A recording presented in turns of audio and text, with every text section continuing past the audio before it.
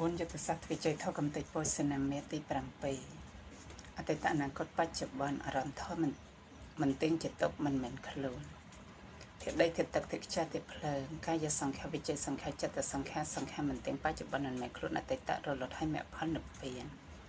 យើងមិនត្រឡប់ទៅកើតក្នុងកំណត់អបាយភូមិវិញទេដោយអំណាចនិមន្តគេថានេះសូមជួយឃុំក្រងការពារនៃយើង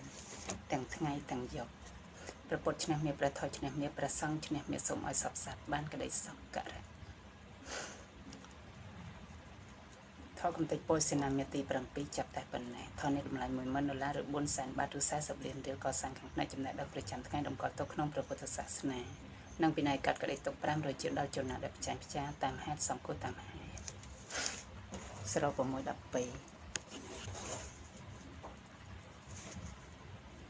ដែលព្រះភិក្ខុចន្ទរតៈហៅបណ្ឌិតជាម្ចាស់ក្បួន